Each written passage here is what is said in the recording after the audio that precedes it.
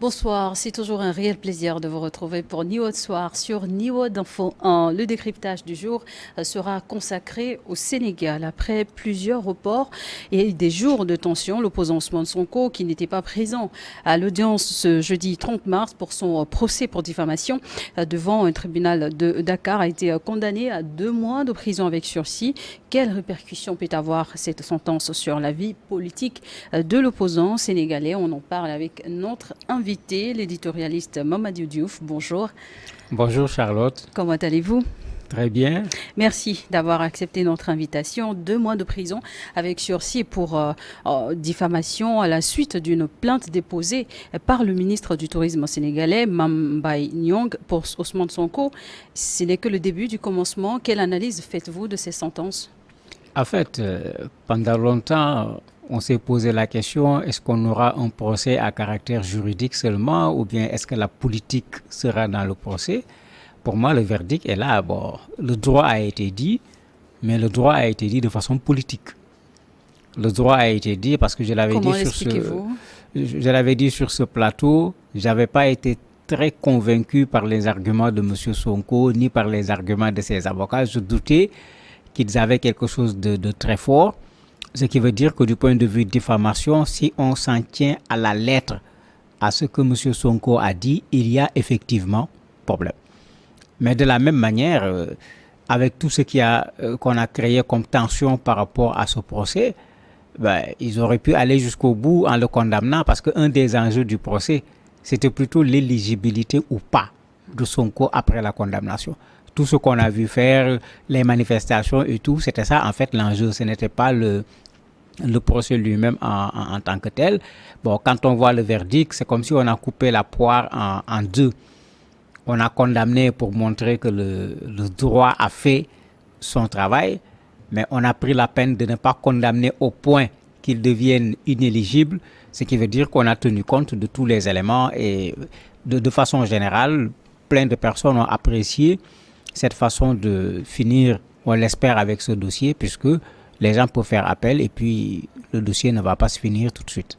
Justement, la plus grosse crainte du PASTEF, le parti d'Ousmane Sonko, c'est que leur leader écope d'une peine de prison, quelle que soit sa nature. Et quand les avocats de l'opposant déclarent que malgré cette condamnation, il est toujours éligible pour la présidentielle de 2024, est-ce que c'est rassurant? Oui, c'est rassurant, c'est très clair. L'éligibilité ou pas est réglée par le code électoral. Et le code électoral est très clair quand il s'agit des condamnations fermes. Quand quelqu'un est condamné à 3 mois ferme, la personne subit ce qu'on appelle une déchéance électorale. C'est-à-dire qu'on enlève le nom de la personne des listes électorales pendant 5 ans. Alors qu'au Sénégal, on ne peut pas être éligible. On ne peut pas être candidat si soi-même on n'est pas sur les listes électorales. Il n'a pas été l'objet d'une condamnation ferme. Quand il s'agit des condamnations avec le sursis, il faudrait qu'il soit condamné à 6 mois avec sursis. Il a été condamné à 2 mois. À 2 mois avec sursis. Et avec donc d'un point de vue juridique, il n'y a pas de problème. Ce n'est pas une amende, c'est des dommages et intérêts. Des dommages et intérêts. Parce que s'il s'agissait d'une amende, 200 millions de francs CFA. S'il s'agissait d'une amende, l'amende aurait pu créer des problèmes également par rapport à l'éligibilité. Merci pour la précision. Mais il s'agit ici de dommages et intérêts. Et ces dommages et intérêts ne peuvent pas l'empêcher également d'être candidat, bien que la somme étant importante, 200 millions, si on l'oblige à payer 200 millions d'ici la prochaine élection, je me demande, il va lui rester combien pour donner la caution et mener une campagne électorale digne de son nom. C'est tout un enjeu encore pour l'opposant. Mais bien sûr, si on veut l'obliger à payer les 200 millions, c'est une façon de le freiner dans l'ardeur, dans la capacité de pouvoir faire une campagne présidentielle. Puisqu'au Sénégal, la campagne présidentielle, il faut le faire en essayant de faire le tour du Sénégal, mais ça demande de l'argent pour qu'on puisse véritablement le faire. Mais s'il paye 200 millions, je me demande où est-ce qu'il va trouver encore de l'argent pour la campagne électorale. Mamadou Diouf, pensez-vous que ce verdict est une victoire pour ces accusateurs? Une victoire, certainement non. Puisque quand on regarde comment ceux qui sont du bord du président de la République voulaient coûte que coûte qu'il soit condamné, afin d'éviter de le rencontrer, parce que c'est ça la vérité également. Puisque tout le monde voit sa popularité, on n'a pas besoin de sondage pour le savoir. Ces gens sont en train de tout faire pour l'empêcher d'être candidat. Si on le regarde sous cet angle, ben, ils n'ont pas réussi, puisqu'il est bel et bien candidat. Mais il y a un autre angle où ils ont toujours voulu faire croire aux gens que tout ce que Sonko dit n'est pas vrai. Ils ont l'occasion de partir sur une chose qu'il a dit qu'on n'a pas pu vérifier pour dire aux gens voilà ce qu'on vous disait, et ils le disent. C'est quelqu'un qui ne dit pas la vérité, ne l'écoutez pas, etc. Bien sûr, on est dans le domaine carrément politique ici. Ça n'a plus rien à voir avec le droit en tant que tel. Alors, aucune déclaration n'a été faite, en tout cas, de la part des avocats de l'opposant Ousmane Sonko, s'il fera appel ou pas, mais est-ce qu'on en sait quelque chose? Ils ont simplement dit qu'ils vont consulter leurs clients, puisqu'ils n'étaient pas au tribunal pour qu'ils puissent se concerter et décider tout de suite de faire appel ou pas. Maintenant, est-ce qu'ils vont faire appel? On ne sait pas. Ils ont quand même le temps, parce qu'ils ont 2 semaines pour le faire, le temps de réfléchir, parce que quoi qu'on dise, l'enjeu, comme je l'ai dit, c'était la question de l'éligibilité. Est-ce qu'il faut aller faire appel? Parce que quand on fait appel, mais vous ouvrez encore un nouveau procès. Un nouveau procès. L'appel peut confirmer les 2 mois avec 200 millions, tout comme l'appel peut venir amener maintenant 3 mois d'emprisonnement ferme, et en ce moment, il n'est plus éligible. Et sans oublier qu'il y a encore un autre dossier sur la table, celle cette fois concernant l'accusation de viol. Tout à fait. Et c'est pourquoi j'ai dit déjà avec ce dossier, l'enjeu c'était ça. Est-ce qu'il sera condamné au point de ne pas pouvoir être candidat?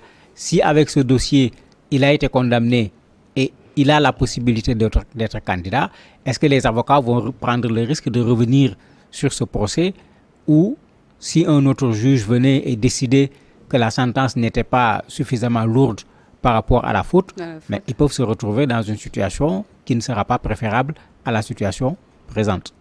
Alors, vous êtes vous-même sénégalais, éditorialiste. Si on veut redécouvrir le personnage de Ousmane Sonko, ce monsieur ancien inspecteur des impôts, inconnu du public il y a au moins 10 ans en arrière, et qui veut briguer un mandat présidentiel, celui de 2024, comment est-il devenu aujourd'hui principal opposant au dirigeant Macky Sall? En fait, il y a tout un parcours. Sonko fait partie au Sénégal d'une génération de travailleurs de façon générale, en particulier d'inspecteurs des impôts, dont on peut certifier leur intégrité sur le plan moral. Parce qu'il faut qu'on le lui reconnaisse.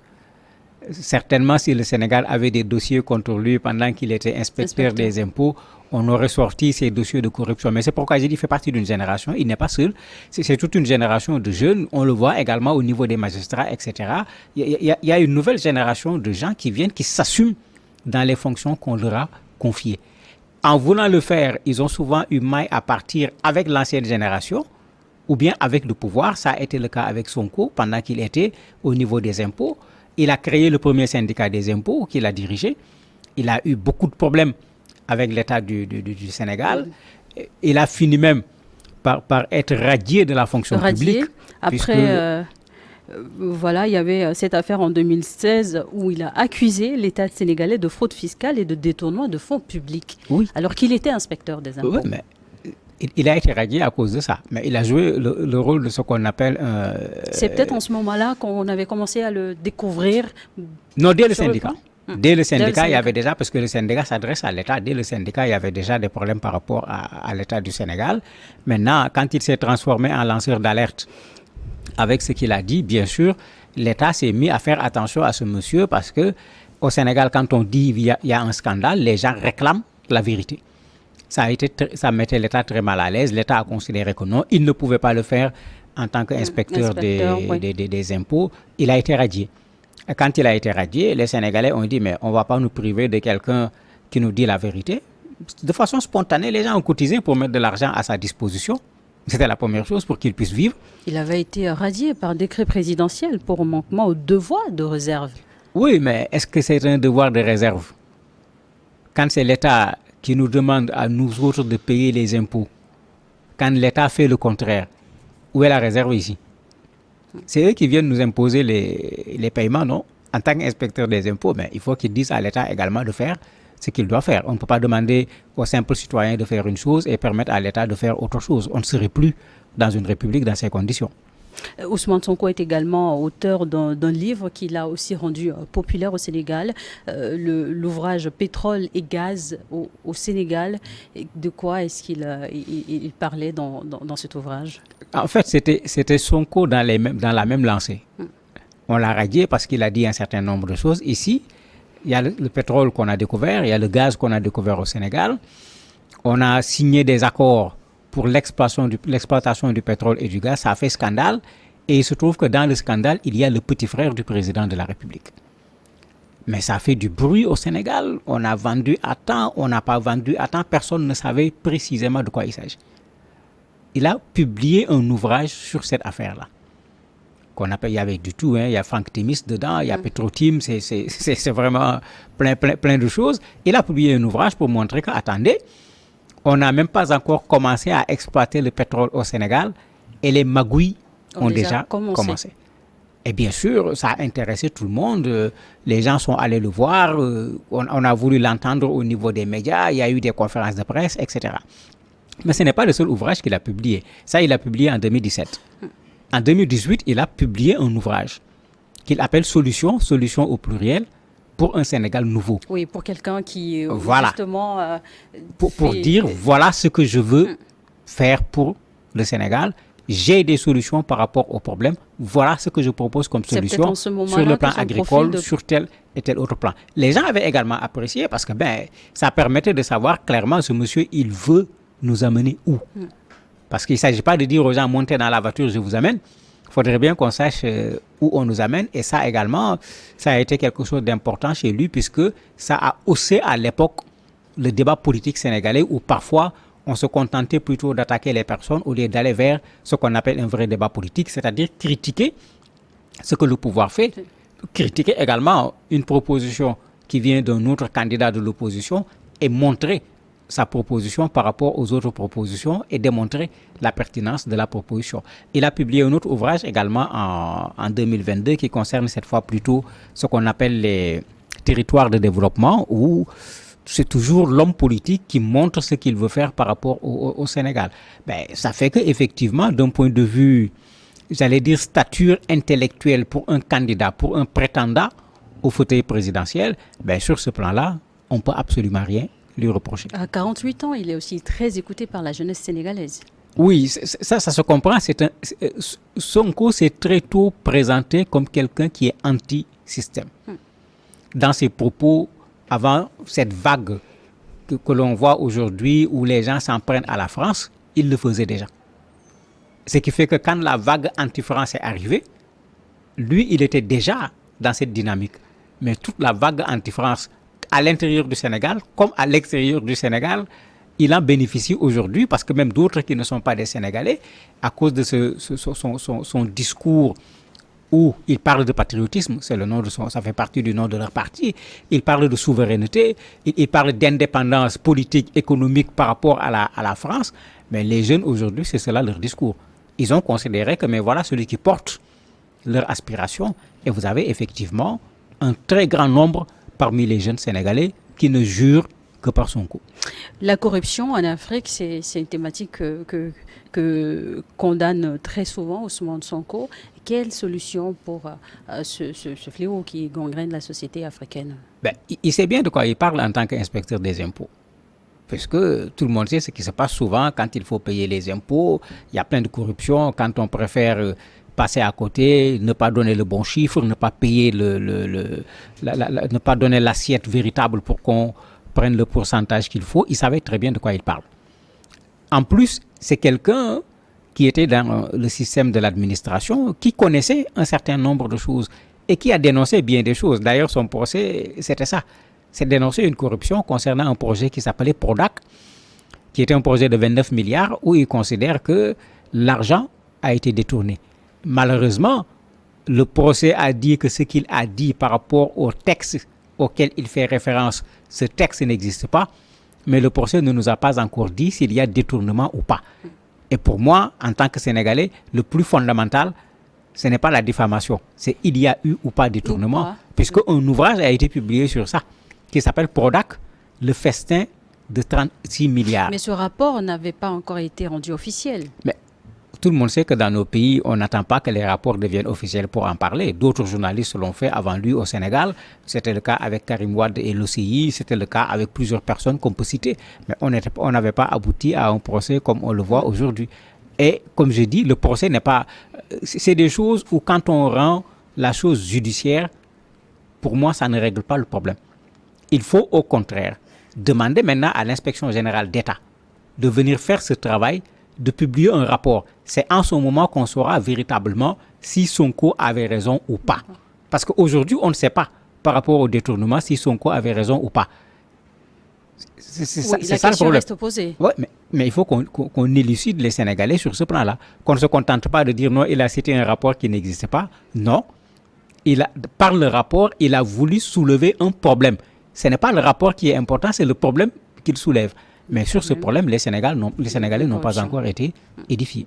Cette absence d'Ousmane Sonko à l'audience de ce jeudi, c'était peut-être un compromis pour calmer les tensions, puisqu'il y avait aussi des manifestations qui s'étaient annoncées à la veille de ce procès. Ben, il a des avocats qui font partie des ténors au niveau du barreau de Dakar. Très certainement, ils ont dû se concerter et décider d'une stratégie, puisqu'un procès, c'est également ça. Il est bon également de préciser que pour ce procès, Sonko n'avait pas l'obligation de se présenter au tribunal. Il n'avait pas l'obligation. Bien que, en ne se présentant pas, il se crée un problème parce qu'il ne se défend pas lui-même. Il va être jugé par défaut. Et parce qu'il va être jugé par défaut, ses avocats ne pourront pas interroger les témoins. Raison pour laquelle, d'ailleurs, quand les avocats ont déposé un certificat médical montrant qu'il ne peut pas être présent et que le juge n'a pas accepté d'en tenir compte, ces avocats ont quitté la salle. C'est pourquoi un procès on attendait un procès long, puisque c'est sur quoi ils s'étaient entendus. C'était qu'avec le ramadan, ils vont se débrouiller, chaque avocat aura 15 minutes, il y avait plus d'une quarantaine d'avocats. Ils étaient entendus pour arrêter le procès à 15 heures et reprendre à 17h plutôt et reprendre le lendemain. Mais à la surprise générale, très rapidement, le verdict est tombé puisque les avocats de la défense ont quitté la salle. Et après ce verdict, les manifestations annoncées pour la semaine prochaine, notamment à la veille de l'indépendance du Sénégal, est-ce qu'elle va toujours tenir cette manifestation? On ne sait pas encore puisque généralement le mobilisateur c'est Sonko. D'habitude, après les procès, après tout un ensemble de choses, il prend la parole, il n'a pas encore parlé. C'est lui qu'on écoute, aussi bien par rapport à l'appel, est-ce que ces avocats vont faire appel ou pas, c'est lui qu'on écoute, puisque ce qui est clair, lors d'une conférence de presse avec la coalition Yewwi Askan Wi, ils avaient été très clairs, c'était 3 jours de manifestation, et le 3e jour de manifestation, c'est la veille de l'indépendance, c'est-à-dire le 3 avril. On attend de voir est-ce que la manifestation sera maintenue ou pas, mais pour le moment, on n'a aucun signe montrant qu'il n'y aura pas une manifestation parce qu'ils avaient été très clairs. Bien, c'est un jeu de politiciens, c'est vrai. Ils ne manifestaient pas, ils disaient à cause du procès, mais ils manifestaient à cause de la situation du Sénégal, à cause du fait qu'on est en train d'aller vers une dictature, d'empêcher à l'opposition de marcher, etc. Donc quand on regarde les motifs, le procès n'en faisait pas partie. Dans des interviews qu'on a pu suivre, notamment qui ont fuité sur les réseaux sociaux, des Sénégalais, des citoyens sénégalais ont interpellé le président, mais gracié l'opposant dans cette affaire. Est-ce que c'est une probabilité qui pourrait surgir à un moment donné? Est-ce qu'il n'a pas besoin d'une grâce parce qu'il va pouvoir être candidat, c'est ça le plus fondamental. La grâce, ça sera plutôt pour Karim Wade et Khalifa Sall, puisqu'il y a 2 autres candidats qui ont été écartés de l'élection présidentielle parce qu'ils avaient été condamnés à des peines supérieures à ce que dit le code électoral. C'est peut-être avec eux qu'on va pouvoir attendre la grâce. Sonko, qu'il soit gracié ou pas, si on en reste là jusqu'au dépôt des candidatures, il peut parfaitement être candidat en 2024. Merci beaucoup, Mamadou Diouf. Vous êtes éditorialiste. Merci d'avoir été notre invité du jour. Merci à vous également de nous avoir suivis. On marque une pause et juste derrière, ce sera le plateau de l'invité.